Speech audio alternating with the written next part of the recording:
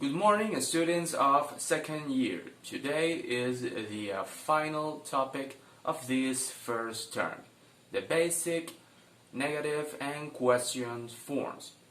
This topic contains some elements that you have already seen on past years.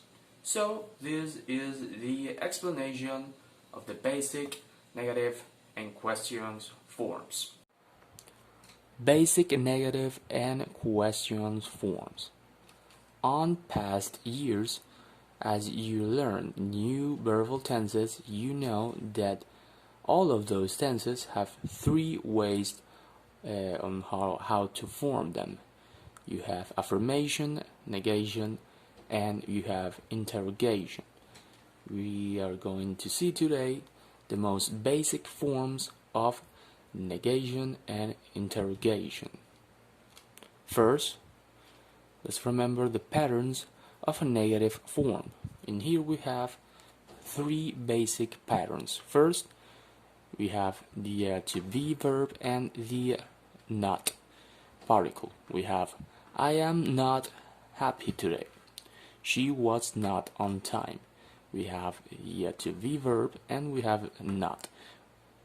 We have to remember that the to be verb is going to change depending on the subject and depending on the verbal tense.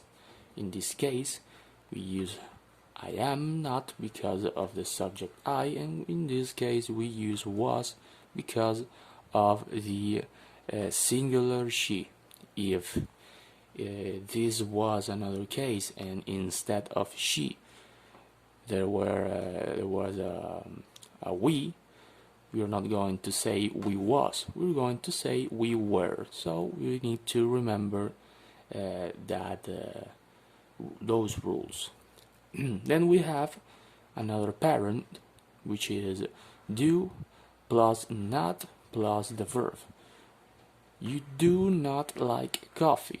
He did not want any breakfast. We need to remember that do is the present simple and did is used on the simple past. Then we have another pattern which is only for information because we are not going to work with this pattern today. The auxiliary verb not plus the verb. They have not been to Europe. We will not be going to Europe. The auxiliary can be an auxiliary verb like be or have, and or a modal like we, will, or should. But remember, we are not going to work this pattern today. We're going to work on these two. This is how we form a negative way or a sentence. We have two forms depending on whether we have a singular or a plural subject. We have the simple present and we have the simple past examples. Her brother is not hungry. My sisters are not here.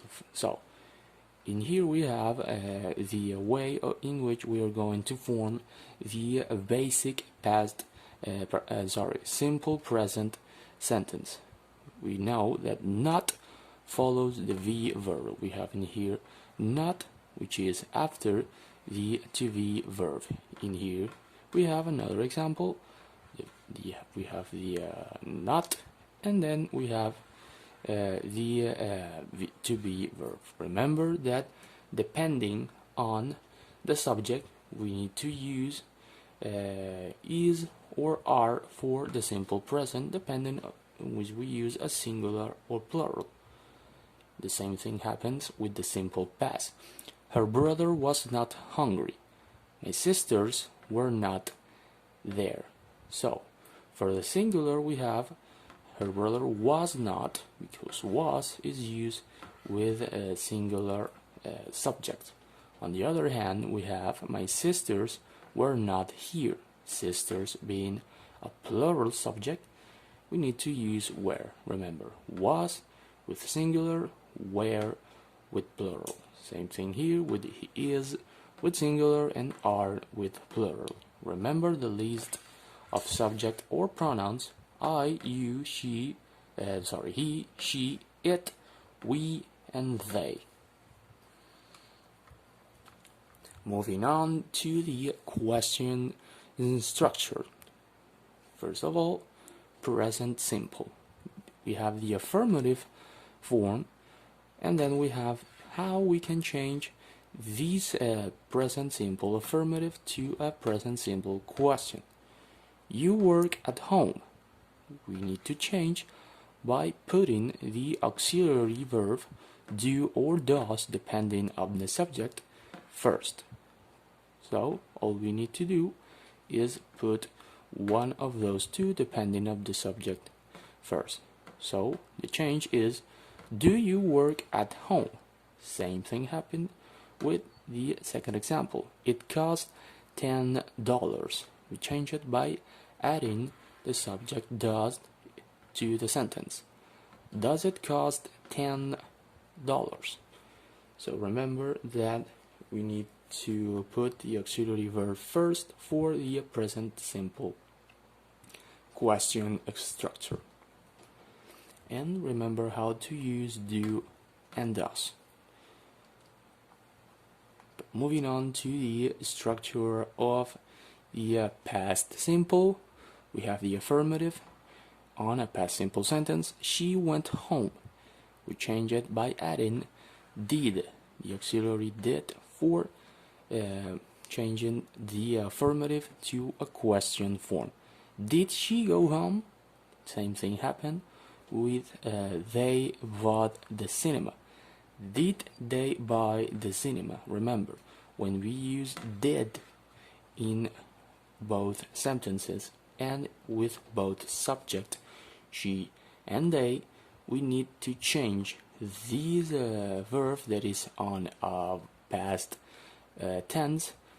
We need to change it to a present simple because the past tense is relying on the did. Para facilitar un poco más la comprensión de este tema, aquí tenemos un breve resumen, síntesis en nuestro idioma sobre la explicación que acabo de darles en el idioma inglés. Aquí tenemos cómo realizar lo que son las formas negativas en oraciones de presente y pasado simple. Tenemos en nuestro cuadro nuestro sujeto singular o plural, un ejemplo de una oración con un sujeto singular o plural. Tenemos el ejemplo de presente simple y tenemos el ejemplo de pasado simple. Primero que todo, la estructura básica para realizar una oración negativa en presente o pasado simple es agregando not luego del verbo to be, recordando que ese verbo según el presente simple, ya vamos a ver, cambia según el tipo de sujeto singular o plural. Iniciando con lo que son los sujetos singulares en presente y pasado simple, tenemos her brother is not hungry. Aquí tenemos la utilización de el not luego de nuestro verbo to be, que en este caso usamos is, porque brother viene siendo un sustantivo singular. De igual forma, en el pasado simple, her brother was not hungry. En este caso, vamos a utilizar was, ya que este sujeto también es singular. Entonces, para presente simple, en lo que es la conformación de oraciones negativas, usamos is not, y en la formación de pasado simple para oraciones negativas utilizamos was not en ambos casos para sujetos singulares. Luego tenemos lo que son los sujetos plurales y la conformación de las oraciones negativas. My sisters are not here. Aquí tenemos entonces sisters, viene siendo un sustantivo plural, por lo que debemos utilizar nuestros verbos to be de forma que se conjugue de manera correcta. Si aquí utilizamos is para sustantivos singulares o para sujetos singulares, aquí utilizamos are para sujetos plurales y después agregamos not. De la misma forma, para el pasado simple, my sisters were not here.